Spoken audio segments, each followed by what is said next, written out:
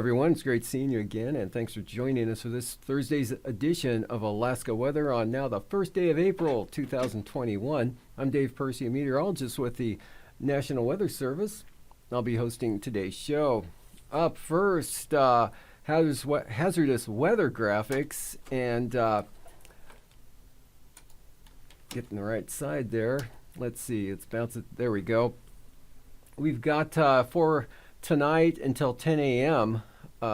Friday morning, we've got a winter storm warning there, central southeast coast, and that's for specifically Port Alexander and Port Walter, and that's for heavy snow, looking for 6 to 8 inches of snow overnight tonight into early tomorrow morning, Friday morning, and then it'll transition over to rain throughout the day, but looking for 6 to 8 inches of snow there for the warning tonight.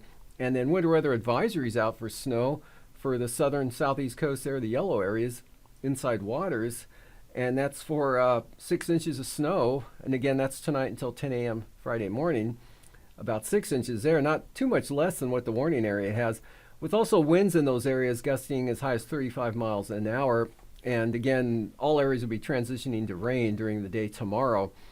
Otherwise, out in the northern Bering Sea there, we've got a winter weather advisory for St. Lawrence Island, the Bering Strait coast. That is out for tonight and through Friday, through the entire day tomorrow, Friday until evening.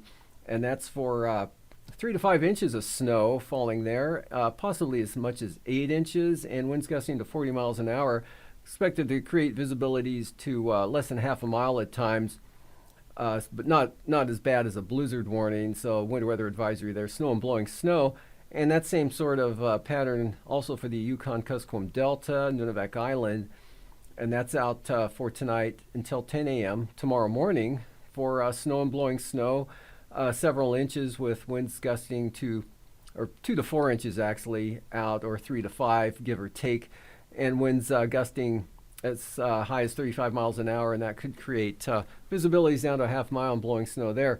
Otherwise, the tan shaded areas there, or the I think that's orange or brownish orange in the interior there for that's winter storm watches out for tonight there for the lower Yukon River Valley area in eastern Norton Sound. And then kind of later as you head east there, they kick into effect a little later on over the central interior tonight. You're going to be looking at mostly clear skies, light winds, temperatures well below zero. And then the winter storm warning is for like tomorrow afternoon, specifically say for Fairbanks, winter storm watch, the greater Fairbanks area, or the mid-Tanana Valley, for example. Possible heavy snow, 8 to 12 inches in the forecast there, with possibly as much as 15 inches, again, that falling in the mid-Tanana Valley. And that's for Friday night, and that extends through Sunday. And then also winter storm watch for the central Alaska Range there, and also for the Yukon Flats and the mid-Tanana Valley back to Galena, lower Yukon Valley, eastern Norton Sound for possible heavy snow, all of those areas. And of course hitting the western areas first, progressing eastward. So moving on to satellite imagery showing a fair amount of clearing, high pressure building over the eastern Bering Sea ahead of the next system that's farther out to the west there, and low pressure in the southern Gulf of Alaska there, east of Kodiak Island, and the pressure difference between that low and the high building over the eastern Bering Sea kicked the winds up pretty good, 40 to 60 mile an hour wind gusts there for the Alaska Peninsula today, and winds Kodiak State Airport gusted out of the northwest up to about 50 miles an hour. Seward had winds gusting to 40 miles an hour out of the north, and pretty cold temperatures. That good wind chills here for the 1st of April for the southwest interior. Stony had winds gusting to about 40 miles an hour, the temperature just below zero this morning. Of course, putting the wind chill much lower than that. Otherwise, the front had moved through the southeast coast, and in the showery conditions following in behind southwest flow. And temperatures into the mid to upper 30s there this afternoon. So snowfall levels still quite low, but tending to mix with rain at some areas there, and amounts weren't all that heavy, anywhere from say 2/100ths of an inch in the last 12 hours water equivalent measured at Angoon to about 1,500ths at Sitka and Wrangell as well as Klawock. So light amounts, but pretty showery. You wouldn't expect really heavy amounts with a kind of a showery, cool pattern that you're in there. But southwest flow, keeping the wet weather pattern going in that area. Otherwise, clearing out over the interior with decreasing clouds, but lingering areas of light snow up to the eastern interior, and as much as 3 to 4 inches of snow fell around the Nenana area, and anywhere from 1 to 3 inches fell up from Upper Chena into the Fairbanks area and into the northeast Copper River Basin, with light amounts of snow on up to the central and maybe even into the North Slope there, eastern Arctic coast, but very light amounts there. And you can see the gradient between the low pressure area there in the Gulf of Alaska and the high right along the west coast there, right over Cook Inlet in the western Alaska Range, Kodiak Island, for pretty breezy conditions there. As I mentioned, gusts 40 miles an hour at Seward, and winds have kicked up now to 30, 35 miles an hour in the Valdez area out of the northeast. And Sandpoint gusts 50. Those are starting to come down now over the Alaska Peninsula as that high pressure ridge shifts eastward. And winds were light today over the Yukon-Kuskokwim Delta right up to the western Arctic coast. And you can see out to the west there, that next storm, quite a warm front over the western Bering, bringing definitely southwest flow and warmer temperatures with it. Otherwise, move to tonight's forecast. You'll see that low center drives the front due east. Snow and blowing snow pushes into St. Lawrence Island for the winter weather advisories, and also for the Yukon-Kuskokwim Delta up to the Bering Strait coast. Snow and blowing snow with winds gusting up to 35, maybe 40 miles an hour there. Possible higher gusts. Wouldn't be surprised to see 50 mile an hour gusts there for, say, Gamble and up into the Bering Strait, as well as maybe even the Yukon Delta coast. Otherwise, that high pressure ridge axis moves eastward, skies clearing out or continue to stay clear with continued decreasing clouds, and temperatures below zero, Kuskokwim Valley and anywhere north and west of the Alaska Range, definitely below zero once again. And even maybe the Copper River Basin, a little in the less windier areas, better chance of falling below zero there. Winds diminishing south central Alaska, winds slowly diminishing for Kodiak Island, but probably won't end completely tonight. Otherwise, for the Panhandle, there's that storm system bringing the snow, heavy snow that will fall for the for the Central Coast, Port Alexander area there, and lighter amounts of snow, a little bit lighter, maybe 6 inches or so in the southern inside waters. Staying snow mostly through the night tonight. And then up in the northeast, lingering areas of light snow and snow showers with a weak trough there on the eastern side of that ridge from about, say, mountains just north of Fairbanks all the way up to the eastern Beaufort Sea coast. High pressure, dry, not too bad wind-wise. Picking up the winds, though, out over the western Aleutians and closer to that front. And for the forecast tomorrow, you can see the low continues eastward. Warm front comes into the southwest coast. And look for rain or precipitation to trend toward rain there in the afternoon or throughout the day for the entire southwest coast, especially along the coastal areas, maybe even over the inside or inland areas into Bristol Bay. But a good shot of snow, as I mentioned, coming into toward the central interior. So periods of snow, possibly heavy at times, western interior, and beginning to increase as you head eastward there. That high pressure ridge about broke down now. So increasing clouds, even for the eastern interior, increasing chance of slight snow late in the day. A little iffy there how soon it'll start over toward the eastern border. And the Panhandle, low pressure off the coast, rain and snow, and the advisories and warnings ended with the snowfall levels rising high enough there, at least above sea level. And periods of rain or rain and snow for the Pribilofs, and it cuts right off. You could see partly mostly sunny skies for the areas from Adak eastward to the Fox Islands. Rain and snow on the light side, chance of there for the Alaska Peninsula, maybe getting into Shelikof Strait late in the day. Otherwise, on Saturday, low pressure pushes up to the Seward Peninsula. Frontal boundary there, some frontal action, bringing rain on the east side of the frontal all the way up into the Togiak Bay area, southern Kuskokwim Delta, maybe northeast Bristol Bay with warmer temperatures, southwest winds, mixed precipitation into the southwest interior, but snow, periods of central interior, heavy on the heavy side there, lighter as you head east, and periods of snow continue with weather advisories St. Lawrence Island through the day. Otherwise, lows tonight, mid-20s, northern Panhandle, lower 30s to the south, and a shade below zero, Copper River Basin, call it 5 above to maybe 10 below. Same thing for the northern Kuskokwim Valley. And down to the single numbers, might see some below zero readings, say around Willow, Butte, maybe even the Kenai Peninsula, possibly East Anchorage again, and lower 20s for Kodiak. Definitely below zero north and west of the Alaska Range, with 20 to 35 below for the North Slope Arctic coast, but staying above freezing for the Bering Sea and the Aleutians, but upper 20s for the Alaska Peninsula. Highs tomorrow, mid to upper 20s, southern Alaska to near freezing out along the coast, near 40 for Kodiak, upper 30s to near 40 for the Panhandle, lower 30s Bristol Bay, and the Tanana Valley, highs in the lower to mid-teens and right around zero for the Brooks Range, and 5 to 10 below for the Arctic coast and North Slope, upper 20s St. Lawrence Island, lower to mid-40s for the Central Aleutians, Alaska Peninsula. Lows the following morning, say 0 to 10 for southern Alaska and 15 to 20 out along the coast. Teens to lower 20s for the Panhandle, and lows above zero for the Tanana Valley, but still below zero for the North Slope and Arctic. And now, aviation weather around Alaska. First line weather graphic for Friday morning. Band of IFR there, Central Arctic coast, down across the eastern North Slope into the east central Brooks Range, and south of the mountains, it looks like into the Koyukuk Valley, and then marginal VFR on down to and across the Yukon River there at VFR, roughly about the Fairbanks area, on down across most of southern Alaska. Moisture increasing quite rapidly there, IFR pushing into the Yukon-Kuskokwim Delta, southwest and western Seward Peninsula, and covering St. Lawrence Island, and a band extending southwest all the way to Shimei and Attu. Marginal VFR, Pribilof, Zadak and Atka, as well as Unmak Island. Another band of IFR there for the Alaska Peninsula. And just exiting Unalaska Island late tonight, early tomorrow, and some IFR over the southern panhandle, that system cutting into the south there. And for the Friday afternoon outlook, we've got, let's see, there we go.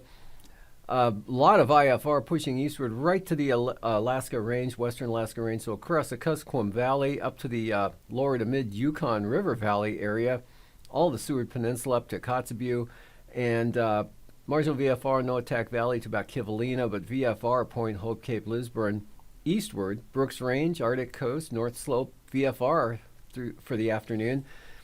And also VFR holds for the eastern interior there, except for the southern slopes of the eastern Brooks Range. Marginal VFR, eastern North Gulf Coast, and the southern half of the Panhandle, and just about all of the coastline there, with IFR down into Bristol Bay and then the western Aleutians. And then for Saturday morning, that IFR area expands, including the Pribilofs now, and all of the Aleutians except for Attu Island. And let's see, western Alaska Peninsula IFR, Bristol Bay northward to the Kobuk Valley, Selawik Valley, all the Seward Peninsula via IFR, with IFR extending up the Yukon River Valley there into the flats. Marginal VFR, portions of mostly on the southern slopes of the Brooks Range. Not too bad for the North Slope and Arctic coast. A little bit of marginal VFR on the east side there of the Arctic coast. And then VFR for the Panhandle, but some marginal VFR Saturday morning along the north coast, all the North Gulf Coast, Prince William Sound, Cook Inlet, marginal. And then for Saturday afternoon, another batch there comes in, IFR, extending from really the central interior, about the Brooks Range south-southwestward. And again, kind of hung up along the western Alaska Range, some trying to spill into the western Susitna Valley, and possibly as far east as the highway there, Parks Highway, and then down into Bristol Bay, Kuskokwim Delta, Togiak Bay, near the Pribilofs or to the southeast, and then covering all the Aleutians from, actually the western Alaska Peninsula westward to Kiska Island, but VFR, Shimei and Attu, VFR Kodiak Island, and VFR for the southeast coast Saturday afternoon, not bad. And for Anatuvik tomorrow, VFR flying conditions, north and south entrance. Same thing for Adigan. Pretty good day tomorrow for VFR flying for that pass. Lake Clark and Merrill, look for a deterioration in conditions throughout the day. Ceilings visibility is coming down, starting out IFR, starting out VFR and ending IFR. Same trend for rainy, VFR to IFR, and windy, VFR to marginal VFR, the way it looks right now. Eastern areas staying nice. VFR for Isabel, Mentasta, Tanita VFR, Portage, same forecast, and Chilkoot White VFR. Freezing levels, a push of warm air out there over the southern Bering Sea. You can see 8,000 feet up to the Pribilofs and 2,000 feet not quite to St. Lawrence Island, but 4 to 6,000 over St. Matthew Island, and then pretty good gradient there across the western Alaska Peninsula. Icing, southwest flow pulling a band of isolated, very isolated moderate rime icing, mostly the western Aleutians, thinning out as against the St. Matthew Island. Icing potential there, northern Bering Sea, Seward Peninsula, Norton Sound, and down across the western Yukon River there, area into Bristol Bay, and just a elevated threat there for the Yukon River Eagle up to the southern slopes of the Eastern Brooks Range. And then maybe some considerable moderate rime icing for the southern panhandle of that system down there. Jet stream, 130, 135 knot winds, jet core right across the Bering Sea there, just south of St. Lawrence Island. Take a dive to the northwest to southeast, diminishing to 80 knots over the Kenai Peninsula. And 9,000 feet, high pressure, winds coming over across the Bering Sea, good wind flow there at 3,000 feet as well. Turbulence-wise, light to isolated moderate chops, southern panhandle, with considerable moderate over the western interior. Hey Constellatours, this week we're going to follow Orion's belt on a constellation tour of the winter sky. Start by looking south tonight around 7. Trust me, you cannot miss Orion and his 3 sparkly belt stars. Follow Orion's gaze to the eye of Taurus the Bull, the bright orange star Aldebaran. And from there, keep tracking in that same direction and you'll find the 7 sisters, Orion's forbidden loves, the Pleiades. Grab some binoculars for these ladies, you will not regret it. Here's actually a pic I took of them a few months ago. Shooting an arrow down and to the left of the belt stars will take you to Sirius the Dog Star, the brightest star in the sky. Up and to the left of Sirius, you'll find the Little Dog Star, bright white Procyon. These 2 stars are part of Orion's hunting dogs, Canis Major and Canis Minor. It's easy to follow the sparkly belt and see all of this while you keep looking up.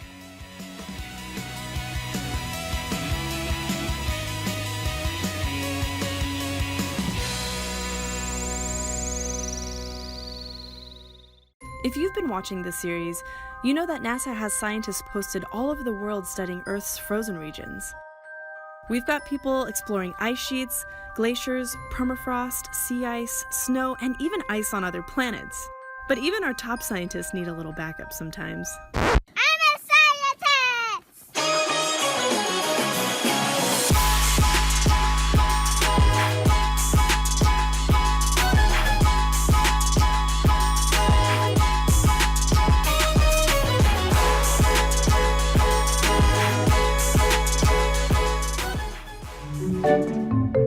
Do you like going outside to do science? Yeah, Why? because it's fun. Yeah. What's your favorite part?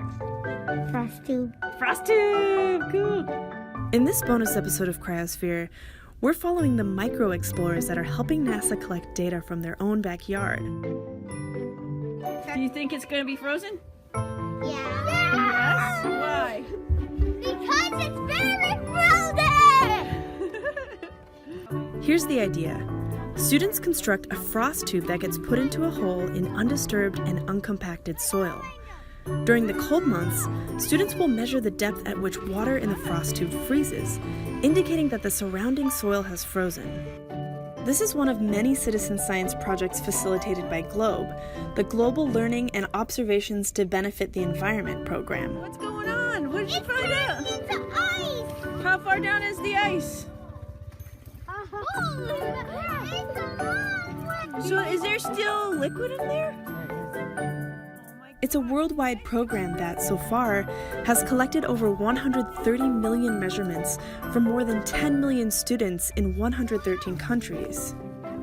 Are you scientists? Yeah. These measurements are added to a massive worldwide database that's free and open to the public. GLOBE connects my students with the rest of the world through science and looking at climate change and how it's impacting the future. GLOBE teachers like Terry are transforming the way kids see science and how they'll respond to changes in their future environment. Let me see your happy face. Ah! Actually, we were so impressed with the kids of John Fredson's school that we decided to show their work to the scientists in the original NASA Explorers Cryosphere series. And they had a couple things to say. Oh my god, that's awesome. Oh my god. Do you like going outside to do science? Why? Because it's fun. How far down is the ice? That's awesome. Wow, this is really, really cool. Hey students from Miss Terry's class, I just got to see your video. I was so impressed that you guys were braving the conditions of the snow and all the crazy stuff to go and learn more about the permafrost and where the water layer is right outside your school. That looked incredible. It is so exciting to see you guys and girls doing such great work as we watch our planet change over time. Hey there, young scientists. Looks like you guys are doing some amazing things. Remember to keep warm and take notes, and also stay curious. Oh my God, this is awesome. I love seeing the enthusiasm of these kids. They're outside, it's obviously really cold, but everyone is so excited to be out there making measurements for NASA. That's wicked cool. Because you're so right, science is so fun, and I really hope that you'll continue believing in that. The best piece of advice I ever got was, whatever you do, do your best. And from all of us here at the Jet Propulsion Laboratory, remember, dare mighty things. So keep up the great work. Make sure that you're having fun no matter what. That's the key thing about pursuing a career in science. Make sure it's something that you love. And I'm really impressed. So hopefully we'll take the lessons you're learning and apply them when we explore our solar system.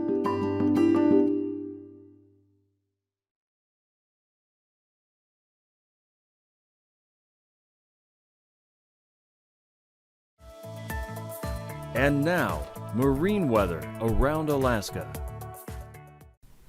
Welcome back. Looking at today's sea ice analysis. Bristol Bay, shade less than what's been in there the last couple of days. Cook Inlet also less of the thicker ice, especially south of the Forelands now, and even of the thinner ice kind of retreating back a little bit.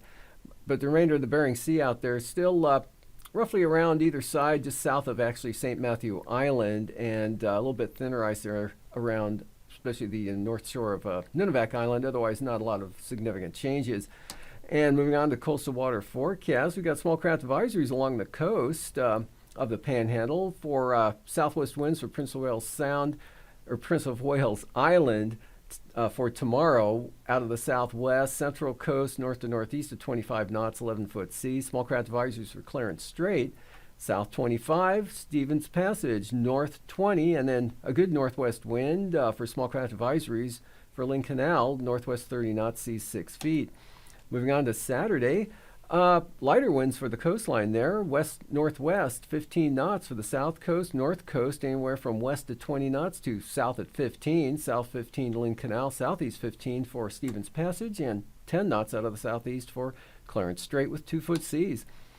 Cook Inlet tomorrow, kind of a light variable wind pattern at 10 knots, 1 to 2-foot seas, but northwest 30 knots for Kamishak Bay and the Barren Islands. Small craft advisories also for the western North Gulf Coast. A little lighter though, northwest at 25. North 25 for small craft advisories for Prince William Sound, seas 3 feet. 15 knots out of the north for the Middleton Island area. And then for the Saturday outlook, we've got west-southwest winds for the North Gulf Coast, 25 knots, seas only at about 4 feet though with those 25-knot winds. Same thing for the Barren Islands, west 25, 4-foot seas. West 25 knots for Kamishak Bay with 6-foot seas. Small craft advisories, southern Cook Inlet, southwest 25 with 5-foot seas, and southwest 20 north of the Forelands, seas running at about 3 feet. And for Kodiak Island, Shelikof Strait, west winds 30 knots. Small craft advisories east side of Kodiak Island, northwest 25. Higher gusts though. And we've got small craft advisories for the Alaska Peninsula on the Bering Sea side of the peninsula. They'll be southwest at 30 knots with 11-foot seas. 25 knots from the southwest for Bristol Bay, west 25 knots for the Pacific side of the Alaska Peninsula. And for Saturday, pretty uniform wind pattern there for the peninsula, southwest 25 both sides and 8 to 10-foot seas, 30 knots out of the southwest Bristol Bay, and 30-knot winds from Castle Cape to Sitkinak out of the northwest, west 30 knots Shelikof Strait, and the east side of Kodiak Island. And for the Fox Islands, let's see, Unalaska Island, west 25 to 30 knots, otherwise Unmak Island, west at 25, with seas running 6 to 11 feet there, and Adak and Atka, southwest 25 knots, 7 to 9-foot seas. And for the western Aleutians, south winds 30 knots. And then for Saturday, northeast 40 knots for the western Aleutians, gales for Adak and Atka as well as Kiska Island.